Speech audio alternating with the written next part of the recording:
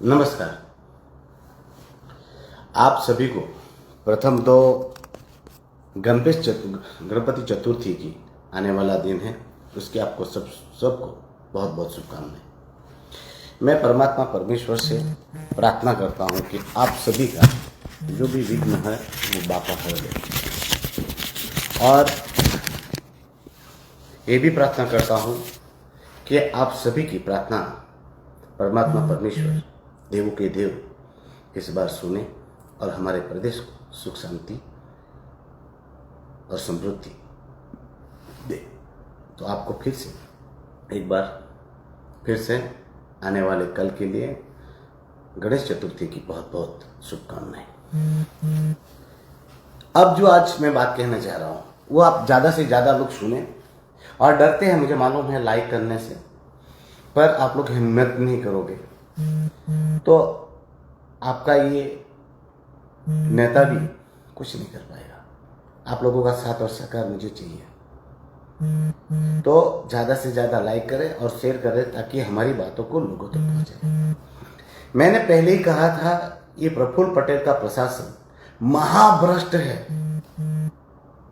मैंने कहा था कि दमन दीव और दादरा नगर हवेली का जो प्रशासन है वहां अली बाबा और 40 चोर की टीम काम कर रही है, जो हमारे दमन दीव और दादरा नगर हवेली में गरीबों को लूट रही है, नोच रही है और उनको बर्बाद कर रही है। और आज जो मैंने बात कही थी वो बात पर मुहर लगी। मैं आज विस्तार से बात कहना चाहता हूं, पर आज की घटना आपके सामने लाना चाहता था। आज दमन में एक पीएसआई के सहित 8 जितने पुलिस कर्मियों पर अंडर सेक्शन 140 बे 308/7 3/5 भारतीय नागरिक संहिता के अनुसार ये सारे गुना दर्ज किया गया है।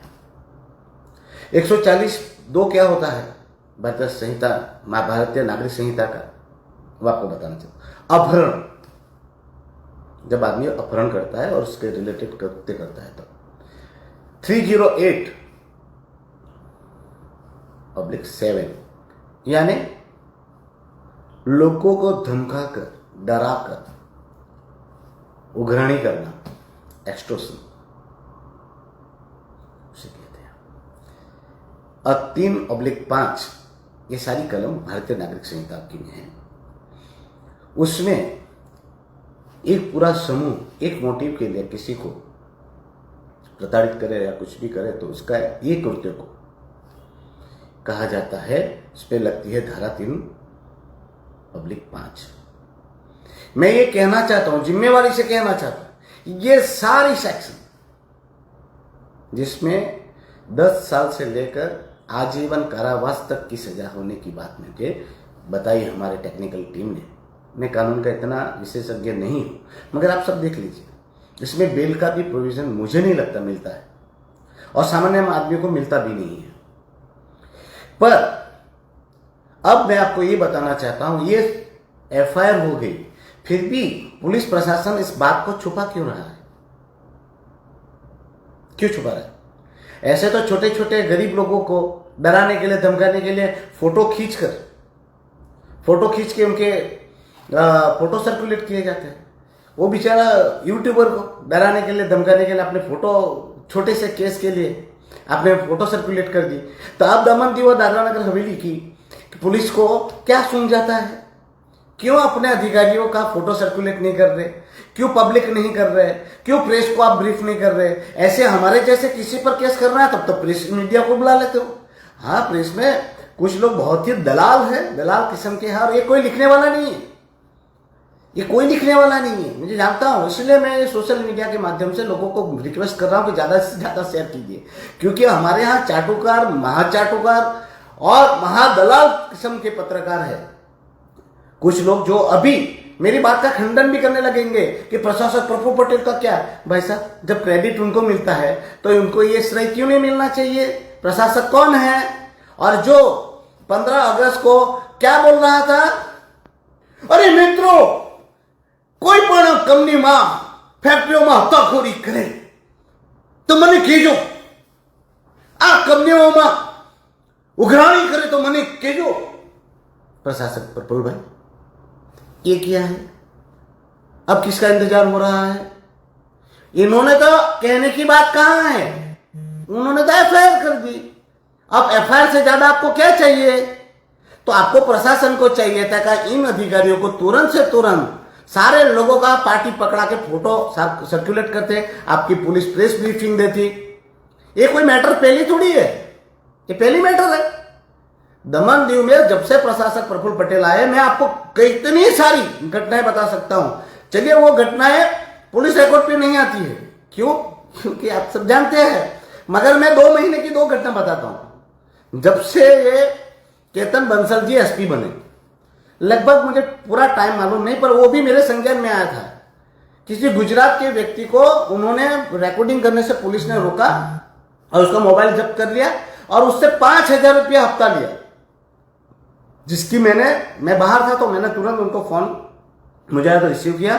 मैंने केतन बंसल जी को ये मैटर भी बताया और उनका फोन नंबर भी दिया, और उस पर भी केतन बंसल जी ने एफआईआर किया और 2 जितने पुलिस कर्मियों को पहले भी 2-3 महीने पहले निलंबित कर चुके थे। मगर किसी मीडिया ने, मुझे याद नहीं कि किसी ने छापा हो, क्योंकि वहां तो पापा की, काका की, अली बाबा की चाटुकारिता करनी है, चाटना है। अब तो जूते भी चाट चाट के घिस डाले। हाँ, ये भाई साहब ने दूसरा मस्त बड़े अधिकारी को पकड़ा, और ये जो अधिकारी इसमें पीएसआई का नाम आ रहा है, उस पर मैं अगर गलत नहीं हूं तो सीबीआई ने भी ऐसा ही एक केस रजिस्टर किया था। मैंने नहीं, सीबीआई ने केस किया था मुख्य आरोपी बनाकर। पर दुखद है, वो केस डिस्चार्ज हो गया, मुख्य आरोपी डिस्चार्ज हो गया, और दूसरा जो सह आरोपी था उस पर वो केस चल रहा है। आप देखिए, मतलब किसने उसको बचाया? आप लोग देखिए, मुख्य आरोपी जिसपे सीबीआई ने एफआईआर की, लूफो छोड़े जाते हैं। तब जाके मैं कोर्टों का बड़ा सम्मान करता हूं, कोर्टों का बहुत आदर करता हूं, और माननीय कोर्ट के जो वर्डिक्ट होते हैं वो सम्मानीय होते हैं। मगर पुलिस या विभाग कोताही कर देते हैं एविडेंस देने में, और जानबूझकर ऐसी एफआईआर बनाते हैं जैसे वो एक्यूज बच्चा है। तो कोर्ट इसमें क्या करेगी? कोर्ट तो बेचारी जो एविडेंस दिखेगा उस हिसाब से वो अपना जजमेंट देखेगी। उनको पता होता तो भी ये लोग तो जो दस्तावेज है, जो एविडेंस है, उस पर कार्यवाही करते हैं। अगर आज मैं सांसद बना हूं तो ये माननीय कोर्टों की वजह से, नहीं तो मेरी जिंदगी तो कब की जहन्नुम कर देते। मगर जितने भी जजेस आए उनकी विशेष रहम रही, उन्होंने निष्पक्षता से मेरे वर्डिक्ट दिए, इसलिए मैं कोर्ट का बहुत सम्मान करता हूं। पर यहां खेल जो है वो हमारा प्रशासन करता है। देखिए, आज का ही देख लीजिए, आज का केस हो गया, एफआईआर हो गई, सुनने में आ रहा है आरोपियों को पकड़ा भी गया है, बिठाया भी गया है, मगर कोई प्रेस नोट नहीं, कोई जानकारी नहीं। किसको बचाया जा रहा है? क्यों बचाया जा रहा है? अब पुलिस वाले हत्याखोरी करेंगे, उग्राणी करेंगे, गुंडागिरी करेंगे। कोई गुंडागिरी कर से, उग्राणी कर से तो वो क्या, आपको अभी लकवा मार गया प्रशासक जी, या पोलियो हो गया क्या? आपका तो भाग नहीं है इसमें। किसी ने मुझे ऐसा बोला कि ऊपर तक हफ्ता जाता है, तो कहां तक जाता है? क्या आप तक तो नहीं आता? बाकी लोगों ने मुझे बताया कि छोटी छोटी बातों में भी प्रशासक के पास कुछ कुछ आता है। कुछ आता है क्या प्रशासक जी? मुझे नहीं पता इसका, मैं इस बातों का पूरा वो नहीं कहता कि प्रशासक को हफ्ता जाता ही है, पर इसकी जांच हो तो प्रशासक जी आपका भी कुछ तो रोल उसमें हो सकता है। बाकी ये तुरंत हो जाना चाहिए। अब मैं बात करना चाह रहा हूं, ये आप दमन दीव में देख लीजिए, आप पुलिस या विभाग देख लीजिए, हेलमेट के नाम पर प्योर उग्राणी। रिक्शा वाले जो 2,000 रुपया कमाते नहीं, उससे 2-2, 3-3 हजार का दंड। गरीब व्यक्ति जो अपने घर से सब्जी लेने आया, हॉस्पिटल आ जाए तो उनसे 1,000 रुपया का दंड। बड़े बड़े प्रोजेक्ट की बात करते हैं, बड़े बड़े प्रोजेक्ट बनाए देखने के लिए, मगर जब टूरिस्ट आता है तो ये ऐसे दौड़ते हैं और मुंह में पाइप डालते हैं, उनको परेशान करते हैं और ड्रिंक और ड्राइव का 10-10 हजार रुपया वसूलते हैं। तो यहां कोई खाने पीने नहीं आएगा तो क्यों आएगा? क्या डांस करने आएगा? या आपकी आरती करने आएगा, आपकी चाटुकारिता करने आएगा? मैं ये नहीं कहता है ड्रिंक और ड्राइव उसको करने दीजिए, पर मैं जिम्मेवारी से कह रहा हूं, ड्राइवर अगर ड्रिंक और ड्राइव कर रहा है तो तुरंत कार्यवाही करे। पर वो जो बाजू में बैठे हुए हैं, ड्राइवर अगर ड्रिंक नहीं किया है तो भी आप उसके मुंह में पाइप डाल के कैसे आप उनको पकड़ के 10,000 का दंड दे रहे हैं, मुझे बताएंगे? मैं सबको कहना चाहता हूं, पीकर कभी ड्राइव ना करें, कभी ना करें। आप तो जान खोओगी, आपके परिवार का क्या होगा और आपके साथ जो बैठे हैं उनका क्या होगा। ड्रिंक और ड्राइव का मैं कभी समर्थन नहीं करता। हेलमेट पहनना चाहिए, मगर दुखद बात है, कल ही हेलमेट पहना हुआ व्यक्ति ही कल राजीव गांधी सेतु पर तो स्पीड भी लिखी हुई है, कितना ही स्पीड है, फिर भी वहां पर हादसा हुआ और दुखद करुणामयी एक्सीडेंट में मौत हुई। क्या है, रोडों की हालत तो सुधारो। हाँ, पर आपको सिर्फ और सिर्फ निर्दोष लोगों को पकड़ पकड़ के अब तो छुपके रहते हैं, लकड़ा मारते हैं। अरे कभी कुछ हो जाएगा किसी को, मगर कुछ नहीं पड़ी है, टारगेट दिया हुआ है। मुझे पुलिस से अधिकारी बोलते हैं टारगेट दिया है साहब, हमें टारगेट पूरा करना है। ये क्यों दिया गया है टारगेट, और कौन देता है टारगेट, और टारगेट की ये रिसिप्ट कहां जाती है? सार्वजनिक होना चाहिए। अरे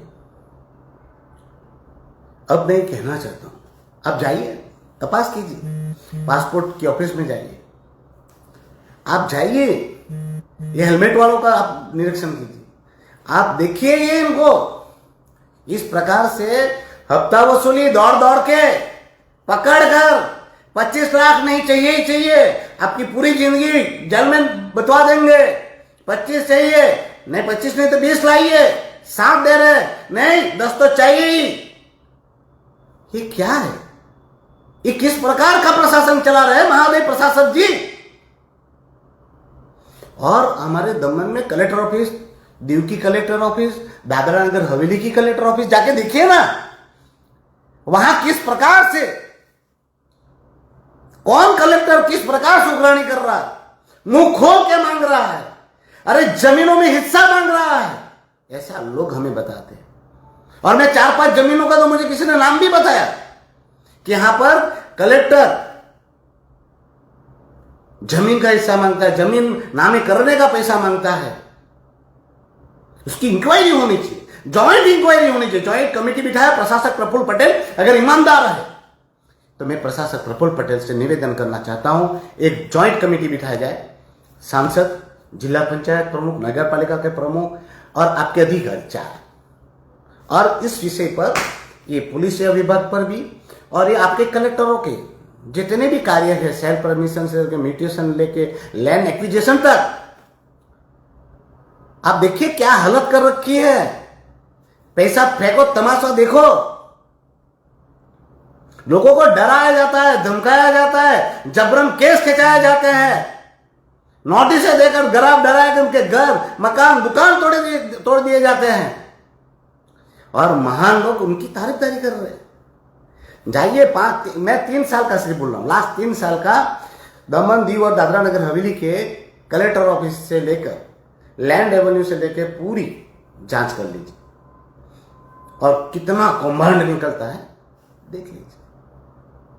पर कलेक्टरों को बचाता कौन है? कलेक्टर की खुद की बदली हो चुकी है, तो इसको क्यों बचाया जा रहा है? कौन बचा रहा है? बताइए प्रशासक जी, आप तो बहुत ईमानदार हो, राजा हरिश्चंद्र की औलाद हो, कलयुग के अवतार, आप तो कुछ चलाते नहीं है। भले टेंडरों में 45% ऊपर जाए, रिवीजन करे, एक टेंडर ही बार बार निकले, सीबीआई चल रही है, और मुझे विश्वास है 5 से 7 हजार करोड़ का कांड निकलने वाला है, और तभी लोगों को विश्वास आएगा अली बाबा और 40 चोरों की टीम का जनाजा कैसे निकलता है। पूरी इंक्वायरी चल रही है, पर मैं ये कहना चाहता हूं, पीएसआई पर एफआईआर हो गई, चुपचाप, इसकी भी सेवासा बदली हो गई थी, क्यों नहीं बदला जा रहा है? कलेक्टर की बदलियां हो गई है, क्यों नहीं बदला जा रहा है? हाँ, इंक्वायरी होनी चाहिए। और आप अगर वो है लूट मचा के रखी है, और कौन मचा रहा है मुझे नहीं मालूम है। ये सब कैसे केस जो हुए हैं आज, अभी वो सेशन ट्राइब है जिसमें अरेस्ट करे तो उनकी जामीन मुझे नहीं लगती कि होगी। और सलाम है इस एसपी को, केतन बंसल जी को नमन भी है, सलाम भी है, जिसने कोशिश की। उन्होंने अपने ही विभाग के ऐसे अधिकारी पे एफआईआर की जिनके लिए कहा जाता है कि ये प्रफुल्ल पटेल का टारगेटेड व्यक्ति है, जो हम जैसे लोगों को टारगेट करने के लिए उसको रखा है, इसलिए उसका पूरा हाथ है, इसलिए उसको बचाया जाता है, ऐसा लोग कह रहे हैं, जिसकी इंक्वायरी होना बहुत जरूरी है। फिर भी केतन बंसल जी ने ऐसे व्यक्ति पर भी केस किया, उसके लिए नमन है। पर केतन बंसल जी का भी ये पानी मापा जाएगा। माप मारे जो प्रशासक जी, कौन माप में नहीं रह रहा है? किसका माप में नहीं रह रहा है? कौन गाड़ियों का स्टंट करता है? कौन एक ही गाड़ी कर लेकर के निकलता है? कौन हफ्ता लेता है? 9-9 साल से आप क्या कर रहे हो? क्यों हफ्ताखोरी बंद नहीं हुई? क्यों स्टंट नहीं बंद हुआ? वो बात की बात है? आपके द्वारा ये ऐसी जो चाटुकारिता वाली बातें आप करते हैं, हम क्या बेवकूफ लोग, हमें क्या पता नहीं है? और दमन की जनता क्या देख नहीं रही है? सब कुछ देख रही है। और आपका काला चिट्ठा सब कुछ हमें खोल के रखा है और इसकी सीबीआई इंक्वायरी हो चुकी है। अब बहुत जल्द बहुत कुछ भगवान की दुआ से होने वाला है, ऐसा मुझे लगता है। बाकी मैं पुलिस से कहना चाहता हूँ, बंसल जी से कहना चाहता हूँ, हमारे यहाँ थोड़े सालों पहले एक केस हुआ था मेघना यादव जी के समय, और मेघना यादव जी ने बोल्ड डिसीजन लिया था, जिसमें काफी पुलिस अधिकारियों का और कर्मियों का केस ही नहीं हुआ, टर्मिनेट हो गए।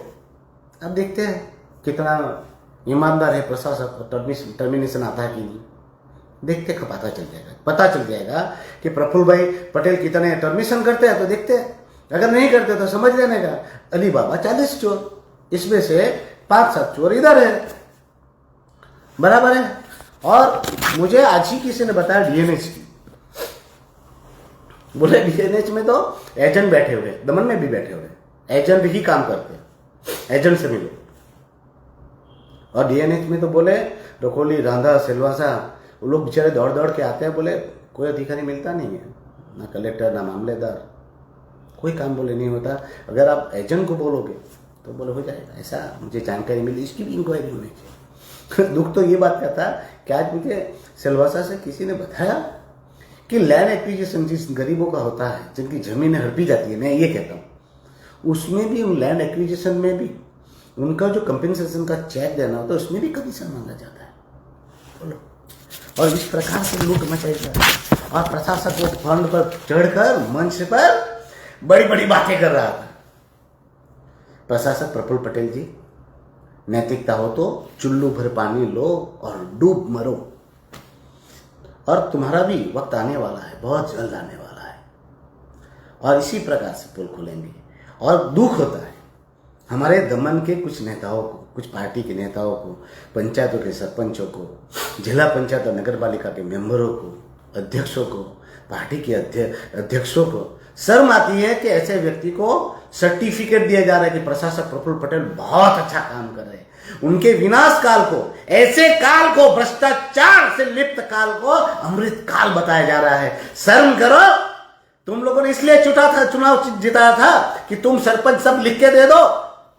फिर कहते प्रफुल्ल भाई को हटाने के लिए एमपी ने बोला था, अरे एमपी लड़ रहा है, पर तुम जैसे हरामखोर, कहूंगा हरामखोर लोग जो चुनाव जीत के आए हैं, वो लिख के देते हैं कि हमारा बाप बहुत अच्छा काम कर रहा है, तो एमपी क्या करेगा? एमपी पार्लियामेंट में लड़ रहा है, मिनिस्टरों को मिल रहा है, लोगों के साथ धरना कर रहा है। जब जब ये निकालने की बात आती है तब लिख के दे देते हो। आप लोगों को लकवा नहीं मार जाता है? आपको पोलियो नहीं हो जाता है? आपको शर्म नहीं आती है? दमन दी की जनता को नम्र हाथ जोड़कर विनती के साथ कहना चाहता हूं, जागो। मैं ये नहीं कह रहा हूं मेरी ओर से लड़ो, मगर ये पार्टियों की ओर से मत लड़ना भाइयों।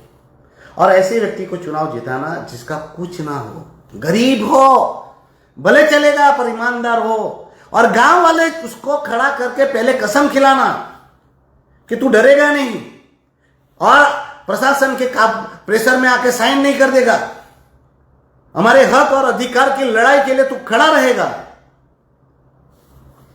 ऐसे व्यक्ति को चुनना जो आपके हक और अधिकार के लिए खड़ा हो, आपके लिए लड़े और मुझे भी साथ और सहकार दे। आपका सेनापति कितना भी बड़ा हो, कितना भी मजबूत हो, कितना भी सूरवीर हो, मगर सेना वो साथ नहीं देगी तो सेनापति कुछ नहीं कर पाएगा। बस यही कहना है आप सबसे, जागृत बनो, समझदार बनो और ऐसे लोगों को सबक सिखाओ। धन्यवाद।